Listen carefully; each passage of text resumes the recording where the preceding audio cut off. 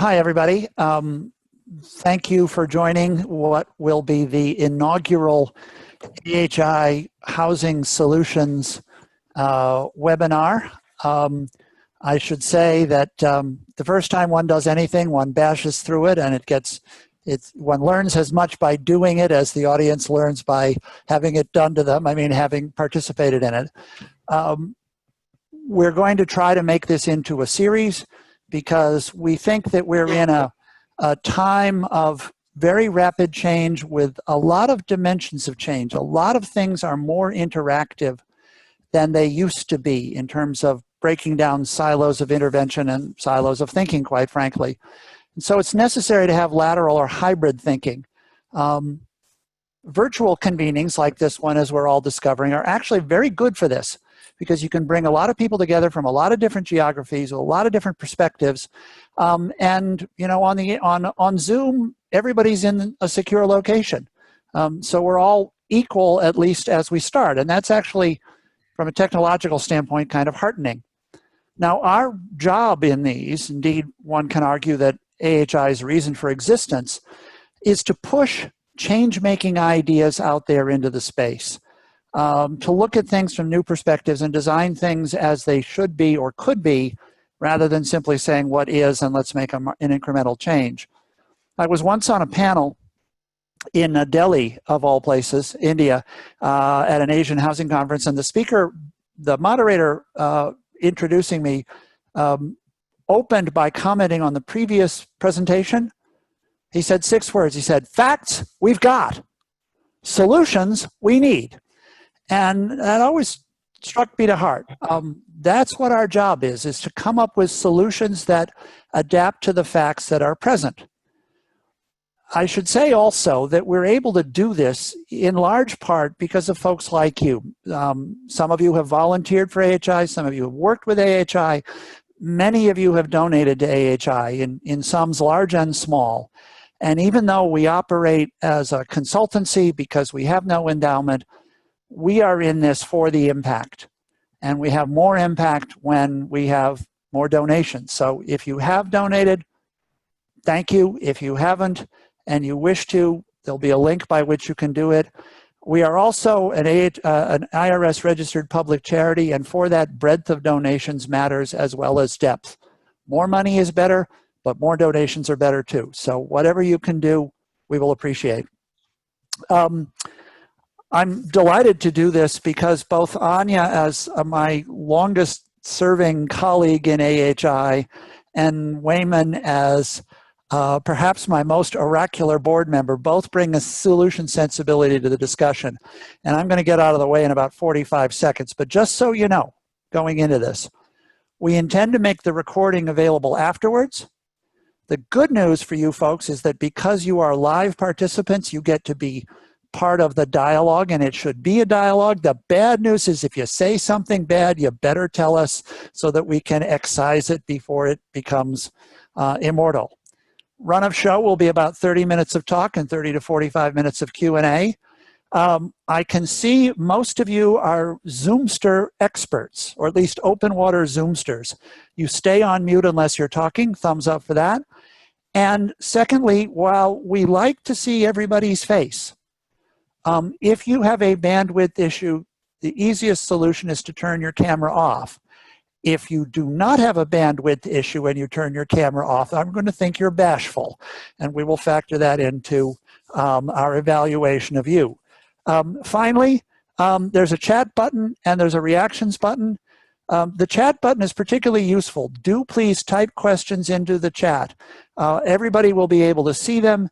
They will not necessarily be picked up in run of show, but they will be picked up later. And it's very helpful to know when questions are coming. And with that, Anya, take us away. Great, thanks. So welcome everyone. I've put together a short presentation to get us thinking, which I will start with. But as David said, we want a lot of this to be discussion. So I'll do the short presentation. Wyman has some thoughts to add, and we'll make that a discussion after that. Just checking that everyone can see the screen and it makes sense to them. I'm seeing nodding heads, great. So topic of the day, housing as critical infrastructure. This is something that as a framing we have started developing in the last couple of years and formalizing in the last couple of years, but is really something that has underpinned the work of AHI, I think, from its outset. I've been with AHI for just about 7 years now. It's certainly been a key element of our work since then, and I believe before then because it's part of what drew me to AHI. So that's a bit of an abstract concept. To make it a little more concrete, I think we're all very familiar in the last several months with how important housing has become, both on a personal level within our communities and globally. This is just a selection of pictures of houses around the world. Most of these pictures I have taken myself and visited in the course of work of AHI. Some of them other AHIers have taken, and the Milwaukee ones, Wyman, I pulled off of some of the Transform Milwaukee links and other websites. So not my photos, but of relevance to today. Showing the range and type of homes that exist, and just to give some texture to where people might be living as they're told to shelter in place, or told to quarantine, or told to keep distance from other households. So housing as infrastructure is really a foundation, and it's a foundation of more than just the home and the family. It's more than just the houses themselves. We think of housing as being a more holistic concept that includes the physical house, but also the social infrastructures which are required to produce homes. And I'll come to how we think about that under the framework of a value chain in a housing ecosystem a little later in the presentation. But the idea essentially is that you can build a house and that gives someone a roof over their head. But there are a lot of other elements that come into play to make a community, to make those houses into a home, to make those houses the building block of habitats, of communities, of neighborhoods, of cities. Some of these connections are probably familiar, if not obvious to many of you. Homes and houses are where jobs go to sleep at night. They're where children are playing and studying, all the more so right now. They're in fact the place where jobs are being done in many cases. This is in some ways an emerging phenomenon, I would say, in the quote unquote developed world or the Western world. And there's a lot of people who are adjusting to that in relation to COVID. But in fact, the idea that your home and your workplace are the same, or your home is necessary for your workplace, is something that's very common in a lot of the emerging economies that AHI works in, where there's a lot of home-based work of one sort or another. Or there might be a little shop attached to the outside of the house that is a primary source of income for the family. It's obviously where generations share meals together, share stories, share knowledge, build community, and in the moment it is noticeably a place to shelter in place. And that could be about health, that could be about weather, that could be about social unrest. It is a place of security. And we want it to be a place of security. There are many places where it isn't. A lot of the work that we do is focused on finding ways to make it more secure, make it more stable, and make the tenure, the ways in which people can live in these homes, live in these houses, more secure. When it works, housing stabilizes families. And if the families are stable, you have an opportunity to stabilize a neighborhood, stabilize a city, and stabilize a region. And from stabilization, it can then grow. I also like to think, sort of playing on this idea of it being foundational, that housing as this system, housing as a network, is in fact a substrate of many of our cities. We think about the infrastructure networks like the electric grid or the water grid or our roads and streets as being this core infrastructure. But housing actually accounts for more than 70% of the land use in most cities around the world, one form of housing or another. It defines how cities grow. That can be formally based on planning of where you want a workforce, where a community wants to put the infrastructure in for that. It could also be informally based on where people come into the city from. The two pictures that I have up here on the top is a picture in Ulaanbaatar, Mongolia, looking out from the Ger areas where people come in from having previously had a nomadic lifestyle, want to settle near the city, set up a tent, and eventually build up more substantial houses. And in the way distance of the photo, hopefully it's large enough on your screens, we will be distributing the presentation so you can look at it in more detail, is the built up downtown core of Ulaanbaatar, which looks like the financial district of many cities. And then the lower picture, again, is a picture of Milwaukee, similarly with this idea that you have this residential area building up into a city and how important that is. You're all here listening to us because you're interested in affordable housing, I can assume, and you understand that this is a challenge. But nearly all cities that we can think of, that we know of, are under pressure to build housing that is safe, affordable, accessible, and accessible financially as well.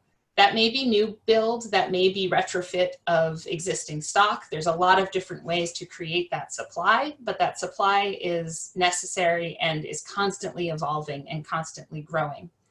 That said, without housing, the built environment isn't a city. It may be an industrial park, it may be a resort, it may be a commercial area, but it's not going to be a vibrant, cohesive city with all of the multi-dimensions that come with that. And without good housing, that city isn't going to be safe. It isn't going to be safe from weather events. It isn't going to be safe from social unrest. It isn't going to be safe from a lot of the challenges that unstable populations of any sort, whether forced to be unstable or unstable under circumstances or temporarily, cause instability more broadly. We also see housing as a key to resilience, which relates to this idea of stability, but goes beyond it, because resilience isn't just about being stable at the point of a crisis. It's about being able to adapt throughout a crisis or return to a level of functionality or a new level of functionality or a new system following a crisis. And a lot of the pieces that are discussed as part of resilience tend to tie to economics, tend to tie to the physical environment that one is in. And all of these pieces come together in the world of housing, in the functioning of housing, and in how people relate to their homes and what they look for in a home. So we look at this as the idea that functional value chains that lead to housing are critical to resilience. And this is true at many different scales. Some of you have probably seen our housing value chain methodology before. I'm not going to spend a lot of time on it in this presentation, but happy to discuss it more.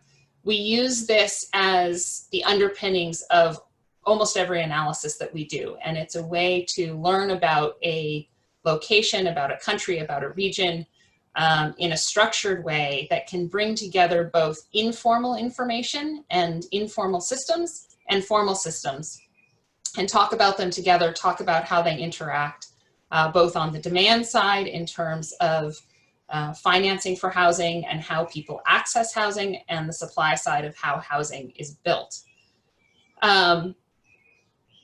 There are places where these value chains work better, and there are places where they work worse.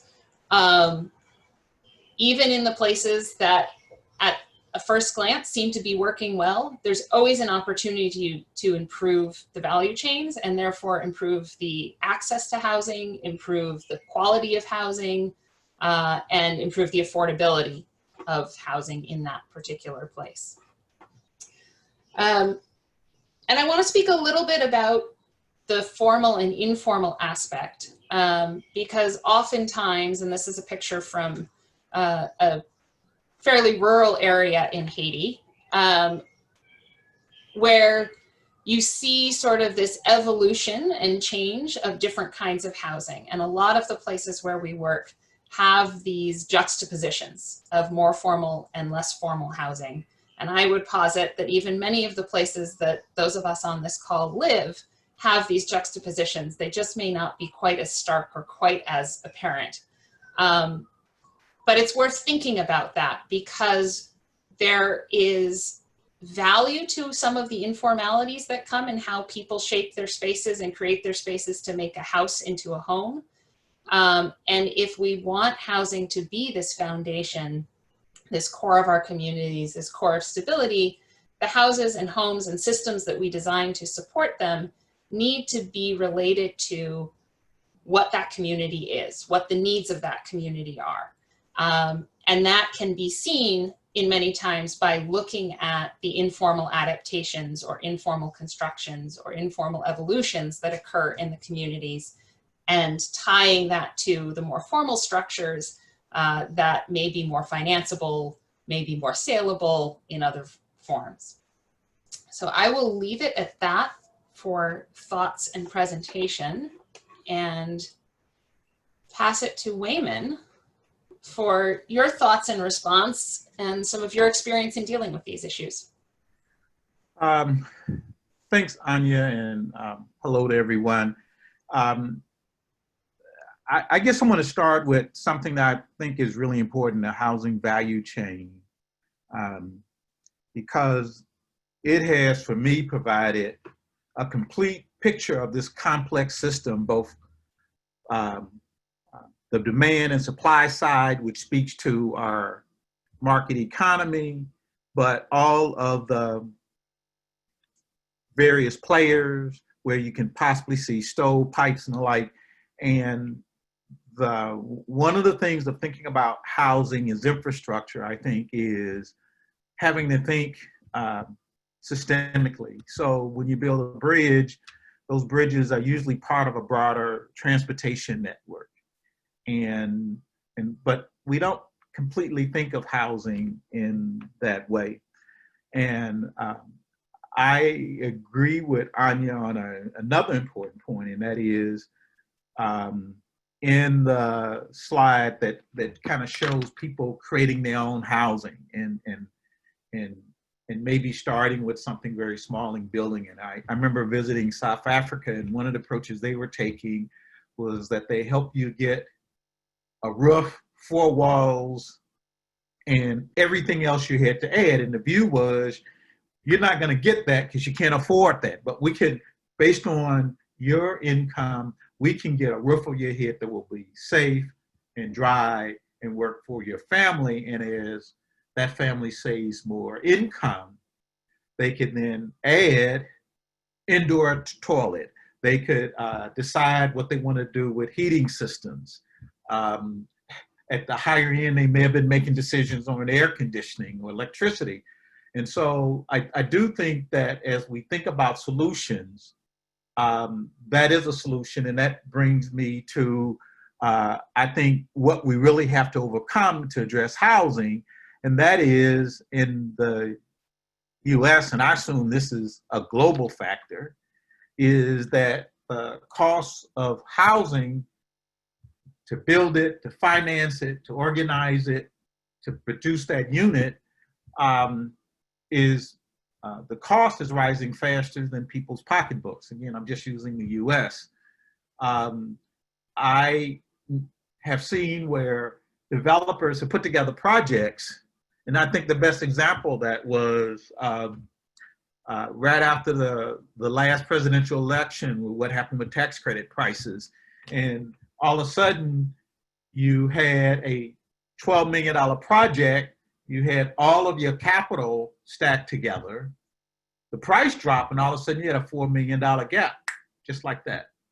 And that example happens every day, where it's people's wages against the price of housing, and the price of housing simply is moving much faster than the wages of most people. And so we also have to think about infrastructure in terms of not only flexibility, adaptability, but what can be done to reduce both the initial capital costs for the consumer and reduce the ongoing operating costs. McKinsey Global Institute did a major study on affordable housing globally. And I'm just going to quote their opening statement. Access to decent, affordable housing is fundamental to the health and well-being of people and the smooth functionings of economies. That speak to me why we describe this as infrastructure, that it is embedded in the United Nations Universal Declaration of Human Rights. So that, in my view, they're simply saying housing is such a fundamental right in terms of what people must have and for their families to flourish.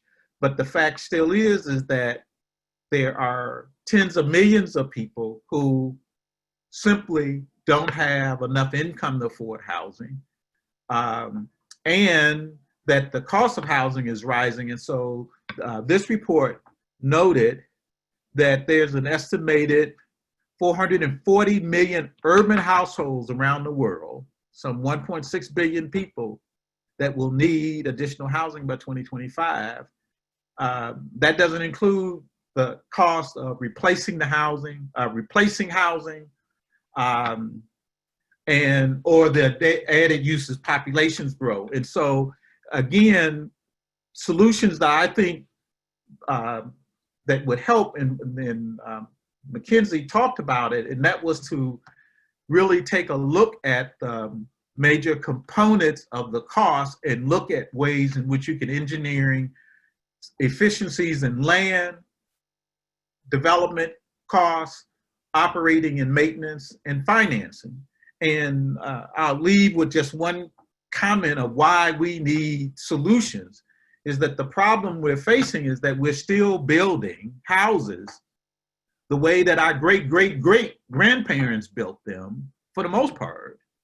And that in many places where we've seen advances in technology, what's the newest one, fintech, what we've seen in the internet, in material sciences, for whatever reason, we still see a lot of houses are still being built with hammer and nails and wood, using techniques that, again, were used 400 to 500 years ago. And so we really need to, one, look at the levers that affect price and see if we can create efficiencies. We should look at how we can use technological solutions that might be valuable to housing, particularly in urban markets where you tend to have dense housing. And we also need to think about housing as infrastructure systemically. We normally look at it from the point of view of, if you're the plumber, the carpenter, the electrician, the developer, the mezzanine lender, et cetera, et cetera. And all of those are people in their respective stovepipes. And we really need to think about how all of those various actors can operate in concert with the intent of producing more units at lower costs for consumers and producing more units at lower operating costs. Thank you. Thanks, Wyman. Yeah, I'll build on that for a second and then open it up for discussion. Two things came to mind there in terms of talking about the new technologies and thinking about things differently. That's often a discussion that's focused on the physical part of housing. And I completely agree with you. We are still, for the most part, building physical houses, whether it's single family or multifamily, similarly to the way we have for a very long time. And there may be technologies that could improve some of these efficiencies. I also think in many times we think about financing housing as a complete unit, and that it can only be financed once it's complete, unless you're a builder and then you get the construction financing. But if you're an owner, you only think about financing it as complete.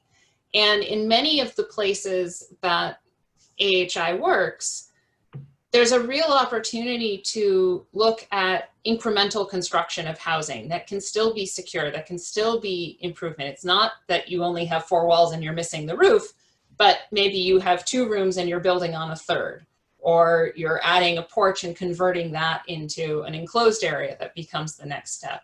And so looking at how those kinds of elements of retrofit or expansion can be financed and supported systemically as well, I think is a really important element. And I'd be curious what your thoughts are. I have more knowledge of all of this in the international space than I do in the US space, but certainly people renovate their houses periodically, whether formally or informally, with funds from somewhere or another. And I'm curious what you've seen being on either from the WIDA side of financing or some of the other community development work you've done, what you've seen as opportunities for this or lessons from this in the US context. Wow. Well, WIDA's given me two lessons on your question, Anya. First is the model you talked about where you're kind of building the house intentionally where it's going to evolve incrementally.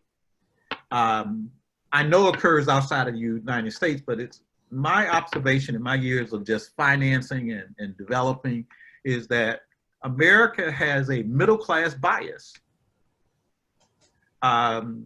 And sometimes it shows up in when the first wave of tiny houses came through.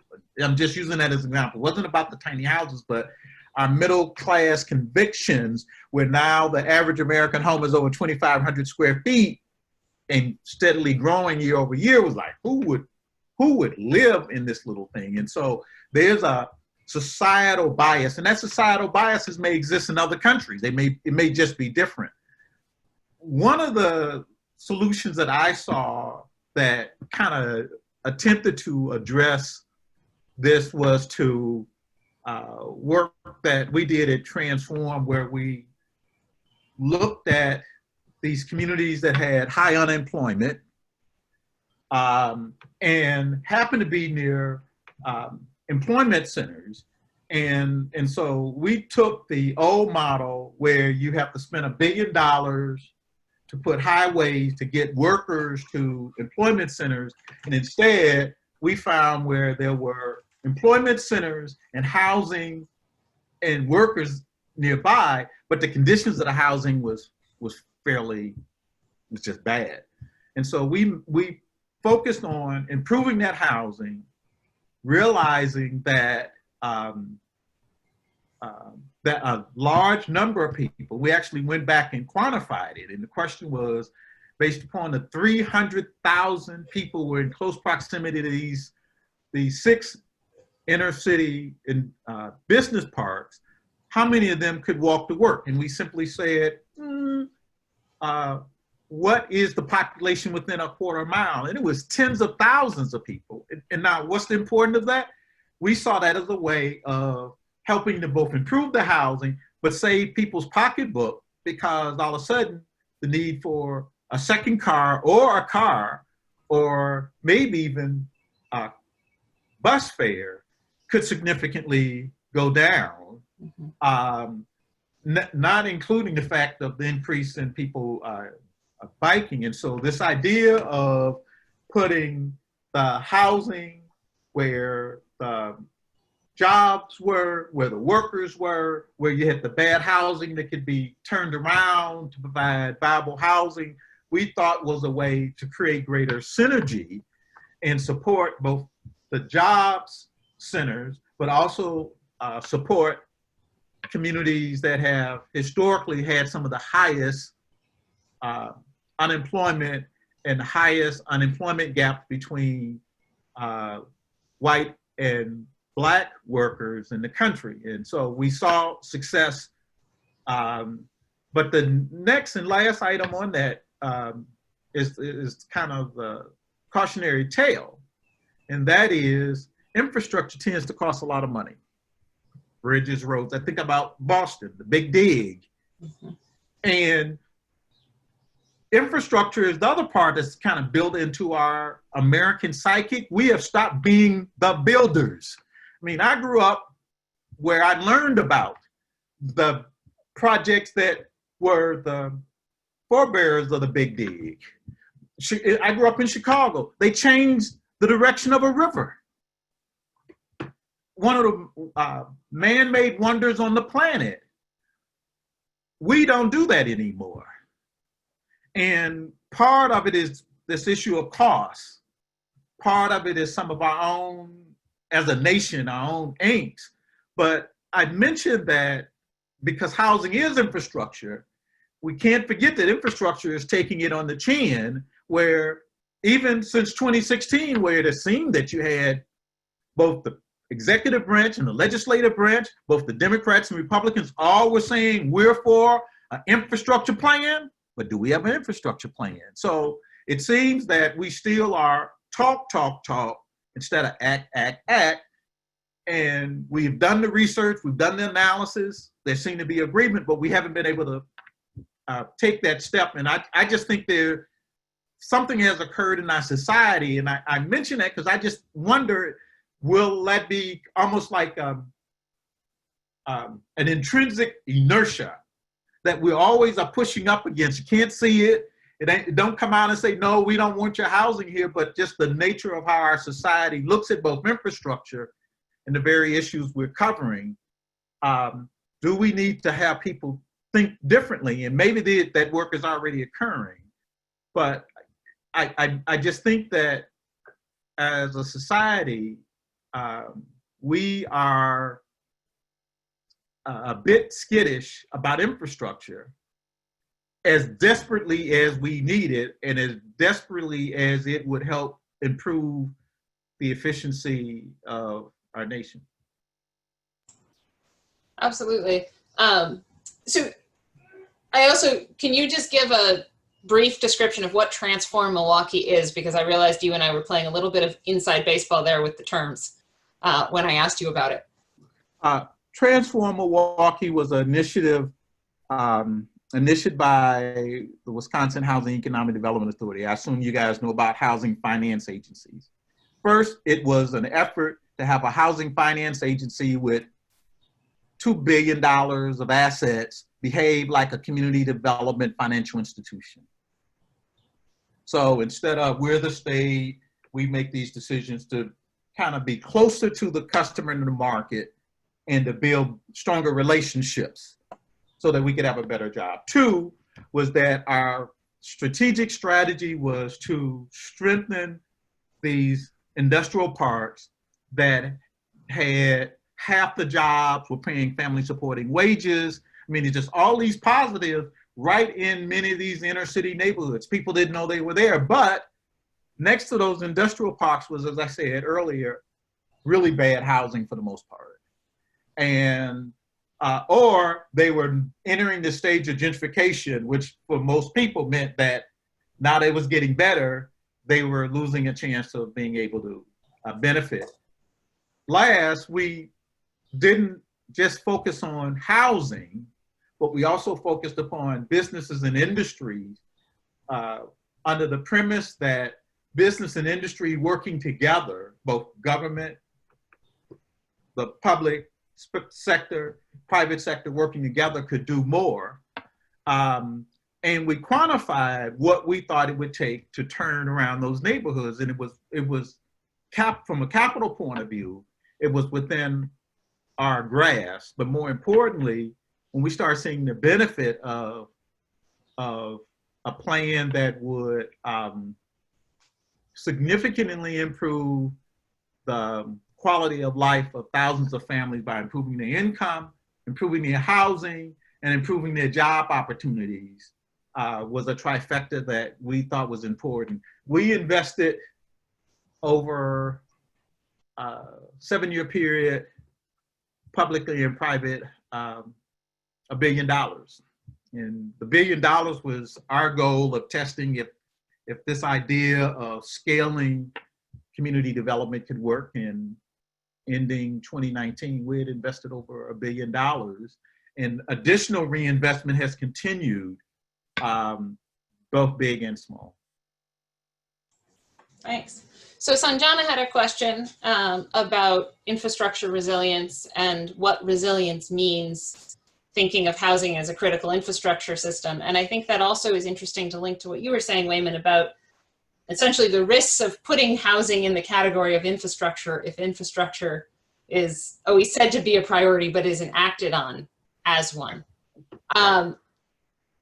And I think to come to both, a few thoughts of my own to come to both of those, and then would love to hear other people's thoughts as well.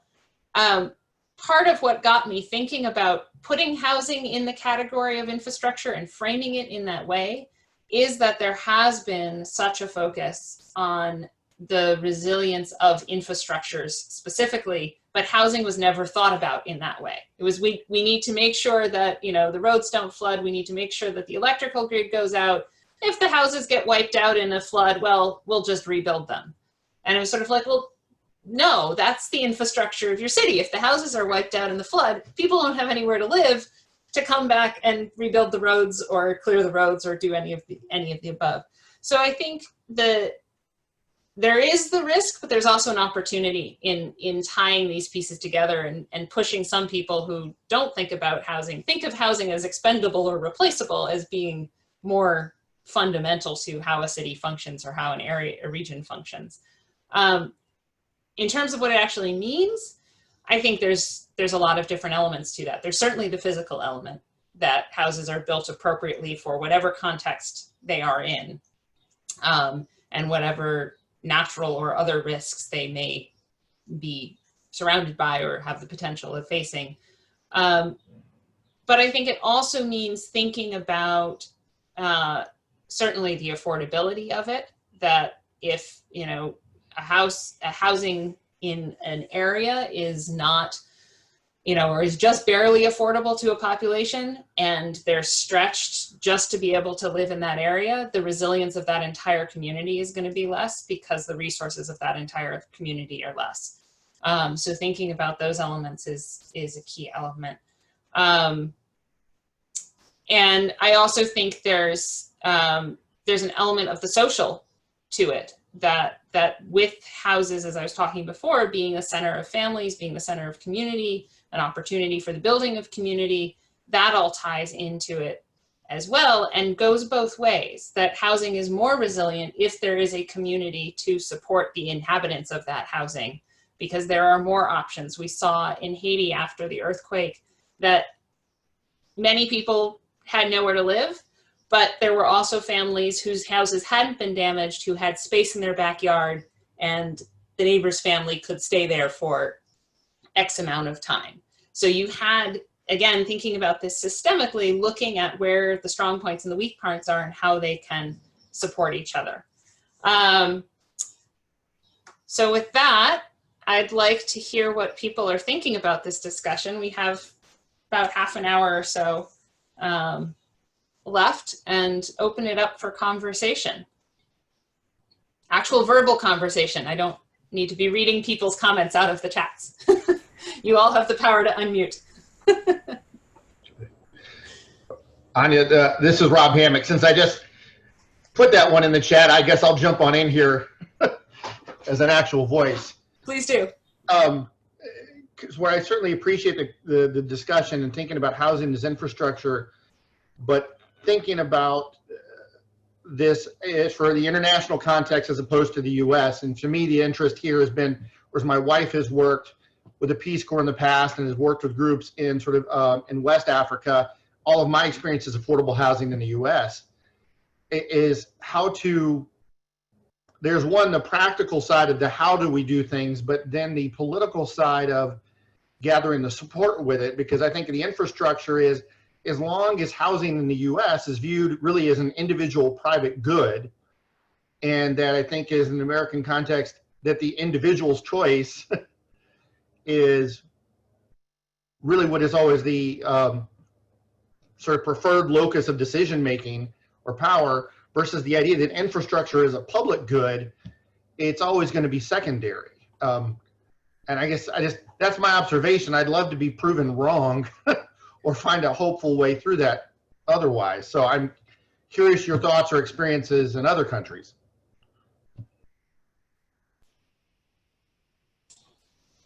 Anya? Yeah, that's a tough one. Bob, I agree. That's why I kicked it over to Anya. You said you were right on the mark. Yeah, I think that's true. And it's true in a lot of places, and it's particularly becomes true about housing because people become attached to the place that they shaped or the place that they're living, or see that as an extension of success or a marker of success in a lot of ways.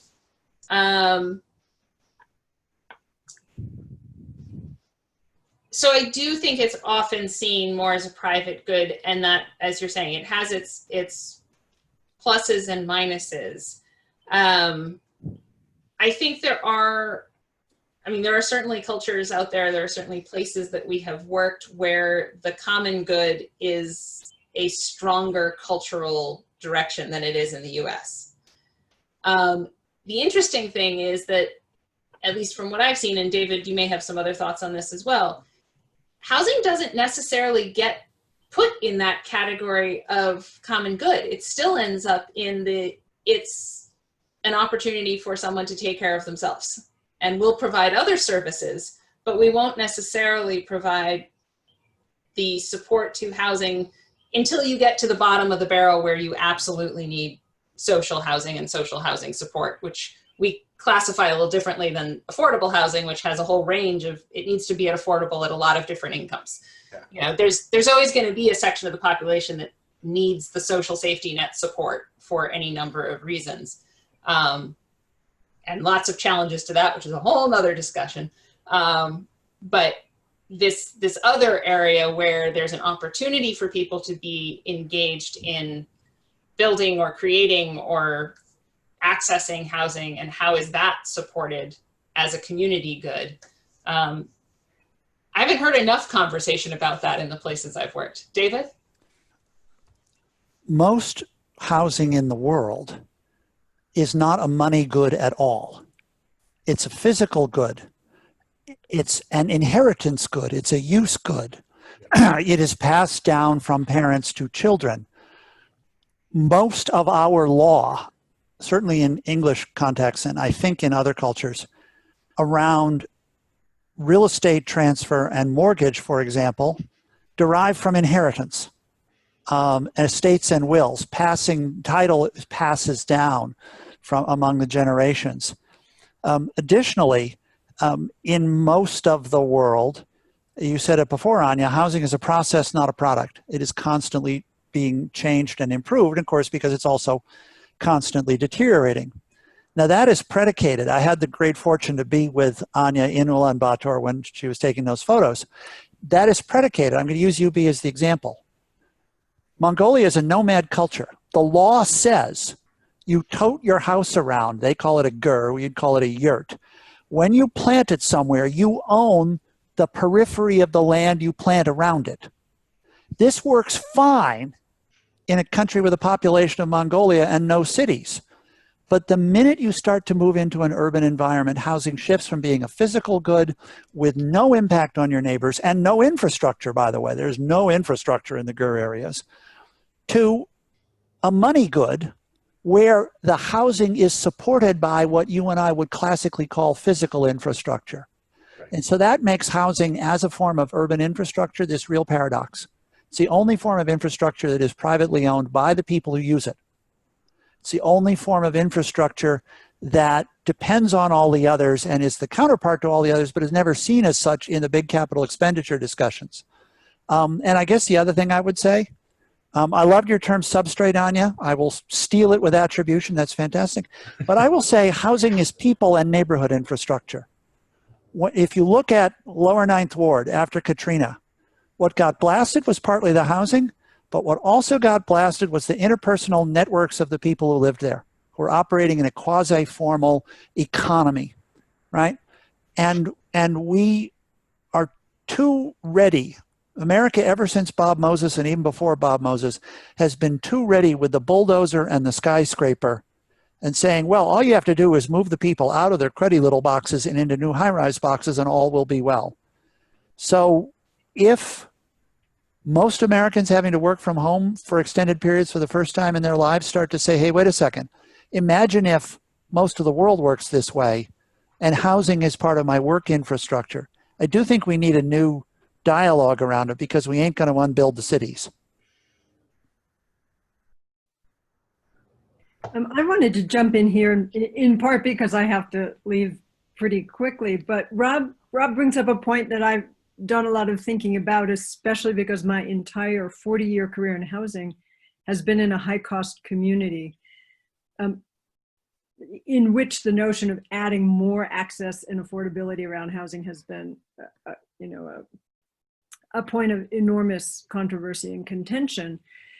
But I have paid a lot of attention to research that the Enterprise Foundation has done in the last couple of years about the way we talk about housing and think about housing, in which they teach us that most people do in fact think about housing as just another consumer purchase that's comparable to something else large, like a vehicle or an education. And there's never been a time in our recent history where we've better understood especially, in the wake of the killing of George Floyd, that housing arises in the US out of such a complicated, discriminatory, racist, segregation motivated system of policies and laws. And so that people's access is not at all related to commodity, right? It's related to systems. And so we are encouraged to change our language. So because once you commodify housing, right, all kinds of bad things happen. But in terms of a community's acceptance of housing in the US, they think, well, it's if you can't afford a big house, if you can't afford a big TV, you don't buy a big TV. If you can't afford a big car, you don't buy a big car. And it doesn't translate in housing, except that's our neighbor's judgment. So we were encouraged to talk instead about housing as infrastructure, and housing as part of community resilience, and housing as critical to opportunities, achievement, and certainly educational outcomes. So it's just kind of saying, Rob, that it's also a thing I've been thinking a lot about, and there's some great research from Enterprise on this topic. Betsy, if I may respond to Betsy real quick. It's funny, as a former Enterprise staff member who was actually in Katrina and walked the lower Ninth Ward when I was with Enterprise, after that, and some of the work that we did there. I think part of what is coming to mind for me thinking about these issues, a lot of my skill and background has been thinking about the technical aspects, the finance side, how to put together deals, financing, underwriting, and just more and more, as much as I might like to shy away from really the increasing need for what is the moral leadership argument for making a change in the conversation about housing. Because for everything you just said, with especially in the American context, with systemic racism as it impacts, redlining just being the most obvious one, I think, back if we go to housing law since the 30s, that until we are willing to acknowledge that that is a part of it, that the myth of what the American dream is, and that it is a primary wealth building tool, and so therefore it has a value not only in a dollar, with a dollar price tag attached to it, but with a larger sort of mythical sense of who we are as individuals and how we value it, that the idea that you could make it as an infrastructure for the greater good is going to be, that to me, that is just a huge barrier. And I wish I wasn't so maybe pessimistic about overcoming that. Could I, so this is a contradiction. I'm kind of where Rob is. I'm probably more pessimistic, but Betsy, you're right. There are systems there that are man-made, and I'm always pushing back on people who talk about the invisible hand of the market. Usually the invisible hand of the market is a guy that got resources, law, policies, institutions backing him, and Rob by himself with 2 nickels in his pocket on the other side of the table. So Betsy, you're right. But I want to give you guys, that Rob, in light of your question, at least one example I've been working on, and then just took a look at, that is kind of a social model of housing, and that's housing cooperatives. And I spent 3 days looking at co-ops in New York, and New York City is probably the co-op capital of America. And I think tens of thousands of co-ops have been built over 40 years. So you got a long period of co-ops being developed to this very day. And what came out of it for me was that it is one of the few places that it is community coming together around whatever they determine as though what their interests are, core around housing, and they build community. And that community, and what I've seen in those communities, what I've seen in other communities I grew up in and saw, whether it was the Lithuanian community, the Italian community, the Puerto Rican community in Chicago, those same things you saw, Rob, in the Ninth Ward, you see there too, where people, that is that other piece that we forget, in that when people are sick, underpaid, and the systems that we're talking about is kind of on their shoulders, it means their ability to do the very things that we would want our neighbors to do can be very difficult, because a neighbor can't do much for you if you don't have a pot to piss in and they don't have a pot to piss in, other than prayers. And so, and that is part of what we're seeing with the virus, and some of the contradictions have been brought whole in our society. But there are examples, and I think homeowner associations, cooperatives, maybe condos, but certainly co-ops are in that space. And I think it's important because it says that the mindset of Americans can change, and how they see these systems we know are changing. I wouldn't have guessed 3 months ago some of the transformations we see going on in our society would be occurring. But it is occurring, and it's occurring because of some of these same systemic issues that we all know about. So co-ops are one way that could accomplish that goal. Homeowner association may be another. And there is, going back to that question about how this plays out in the international context as well, there is some more attention on cooperative housing in a number of international contexts, and a lot of interest in it, often coming from a place of cooperative savings, particularly in lower resource environments. Right. That's the starting point. And there's a lot of different models and groups about doing very small scale cooperative savings for business enterprise or otherwise. Yeah. And increasingly there's interest in how to take those models and adapt them to housing, similarly to how some of the microfinance systems started and then got adapted into microfinance for housing, which is its own different thing, but there are similar threads there. And so right. There are opportunities for that. And the Philippines in particular has a very strong culture and history of cooperatives linked to savings. And we did some work there around applying that to a housing model in a post-disaster recovery context, related to credit unions and other aspects of that. But linking those ideas of community ties, cooperatives, and understanding how that can be attached to housing is a real opportunity, I think, both in the US and globally. Mm-hmm. Other questions or thoughts? John, I know you're not a houser, but you've hung out with AHI folks for a bit and read lots of our writing. John is our brilliant writing instructor who has helped many at AHI craft a phrase. And slogged through many of our miscellaneous reports in the process of doing so. It's lovely to hear this conversation, because I know mostly about AHI just off the page. It's nice to hear people talking about it. And I can't tell you how many of my friends are interested in just the issues you're talking about. And so anyway, I'm a happy listener here. I'm treating it as a webinar though, so it's over and out on the speaking. Fair enough. Fair enough. Other thoughts that come to mind? Other questions? We don't need to use the whole time that we allotted either. We didn't want people to feel constrained, but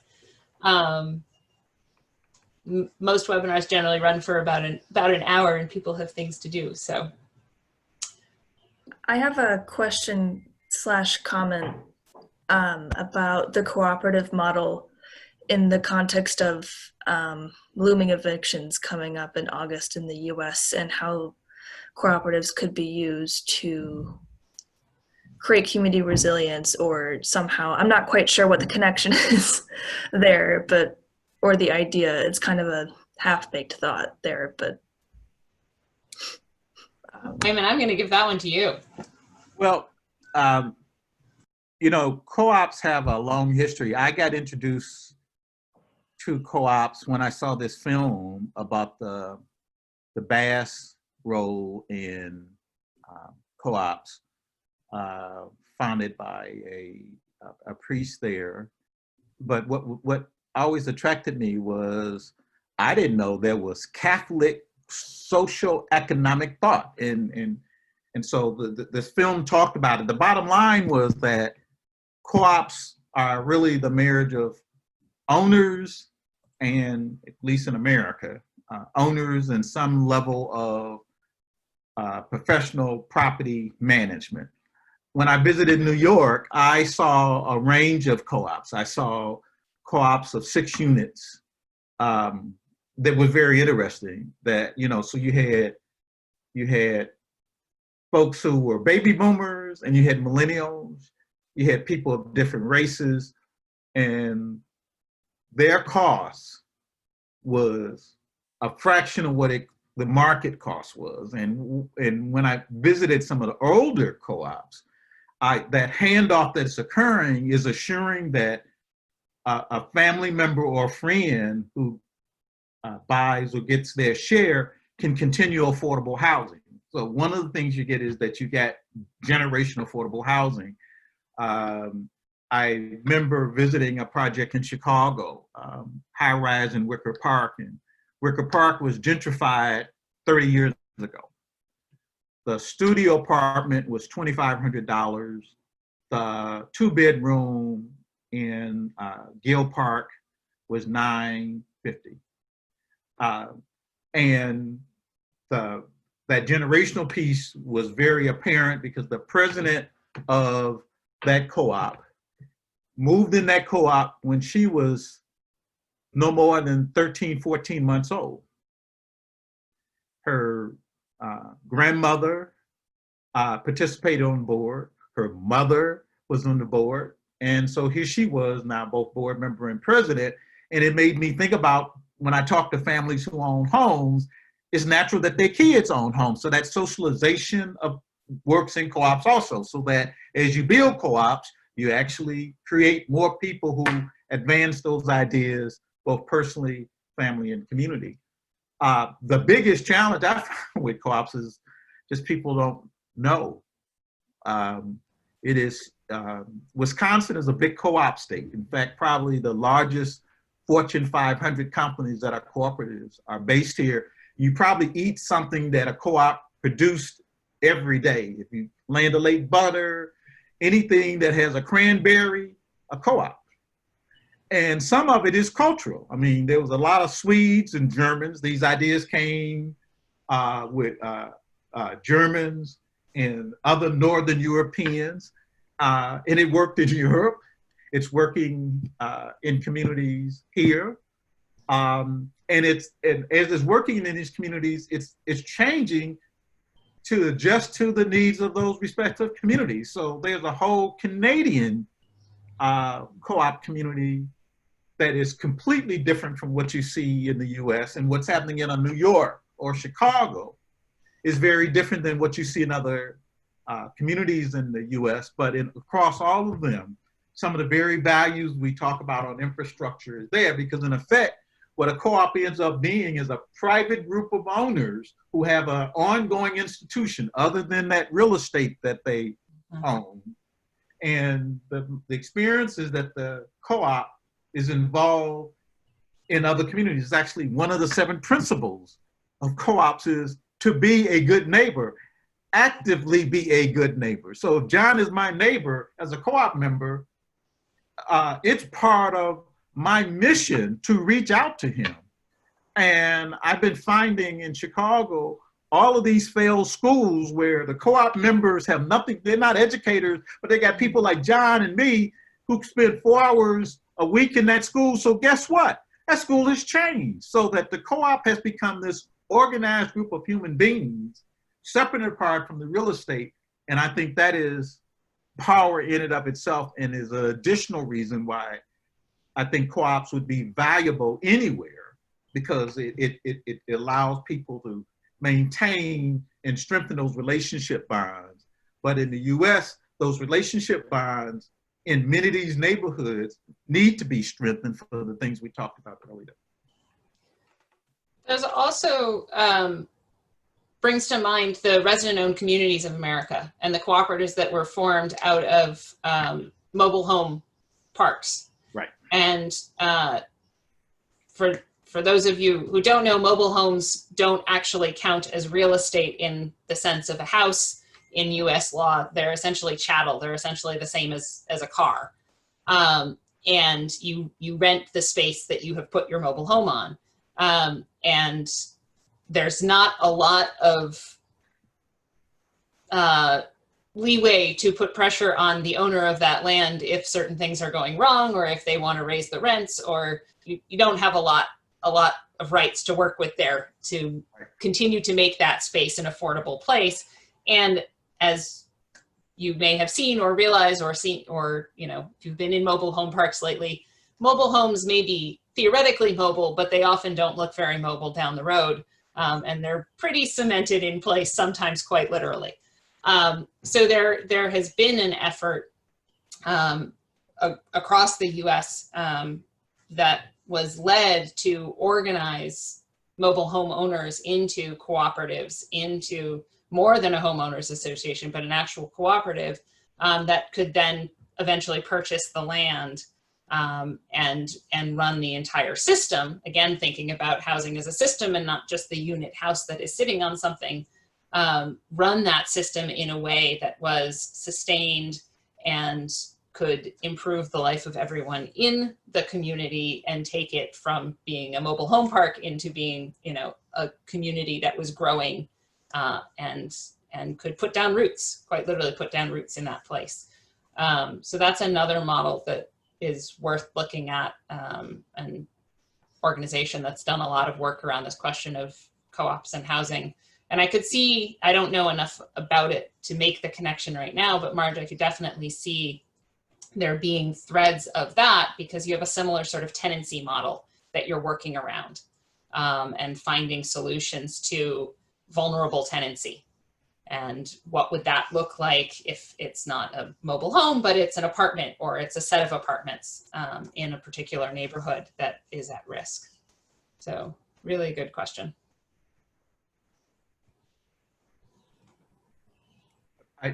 I financed a number of those communities, and they're absolutely WIDA. Yeah. And met with my counterpart in New York. And I guess the last 4 or 5 years, Warren Buffett has been buying them. And typically you own the unit, but not the land. The land gets sold from under you, you're really in trouble, because you've been in the house 30 years, it's not easily moved. And so what this group was doing that you were referring to, Anya, was that they created a structure, they created a co-op where you could buy the land. By owning the land, the issue of you losing your home goes away. And the second thing they did was that in many of these, they put in infrastructure. So they might put in sewer, they might put in a road, or some other infrastructure for the total mobile park community. And it was exactly as Anya talked about, it was a way for people to own. There's one other thing I'm seeing now in co-ops, and in light of Matt Desmond's book, is a co-op, it's a project to be converted to a co-op that I'm consulting on now.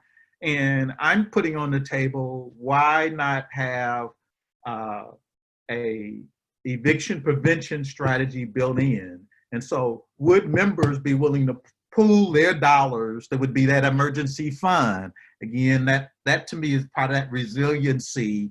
And I argue that if the residents came to the owner and again, in this project, it's starting out rental. It isn't co-op yet. The thought was that if the residents came together and say, we pool this resources so that if any of us have a bump in the road in paying our rent, we want to have a way working with you, Mr. Owner, to not lose our neighbors. And so operating, while they were renters, they operated as a resident association. And they approached the owner with a range of things, not only eviction prevention, but safety and beautification things that were of mutual benefit to the residents and the developer. The last piece we got to negotiate will be the terms of the sale to the residents by the developer. But by building this relationship, they kind of got halfway there, because, you know, if you're negotiating with someone, it's a whole lot different if you have a positive, constructive working relationship versus if it's simply adversarial or simply based on money. When these other dimensions we've been talking about are also part of it, you might be able to get some things done. And that has been, I wasn't sure that would happen, but I'm convinced that resident associations and co-ops in their true sense could have in place programs that would reduce evictions, because in a co-op you can be evicted. You know, you own the corporation and that gives you a right to the unit, but with respect to you occupying that unit, you are a renter of a property owned by you and your other co-op members. And so having that rapport, because co-op members can get in trouble like any homeowner or a tenant, and having that type of program might be able to allow someone to stay in their home or to work out a strategy that doesn't force them out there. Thanks. A lot of food for thought. Well, I just want to say thank you to everyone for joining us and adding to the discussion. I know both Betsy and David had some other things that ran into the time window, so they jumped off. But we really appreciate it. We appreciate everyone's engagement with AHI. And please feel free to email me or David or anyone at AHI whose email you have with feedback on how this went, what you'd like to see. As David said, this is the first run of the series. We want them to be good conversations. We want them to be a forum for people to engage with not only the work we're doing, but also, you know, play with ideas that they've been thinking about and have like-minded people, whether in the field or not in the field, involved in developing those ideas. Part of AHI's mission is, as an educational organization, our 501c3 is actually rooted in that idea of being an educational organization. So we see this as one way of extending that and also having fun. So I hope people had fun. I certainly did. Thumbs up and smiles, that's all good. And we'll let you know, we're going to try and do these more or less on a monthly basis. So probably another one towards the end of July. Most likely it will be headlined with David talking about health secure housing, but we'll let you know if that changes. Okay. Great. Thanks all. Thank you very much. On to my next Zoom. Bye. They keep coming. Yep. Bye-bye.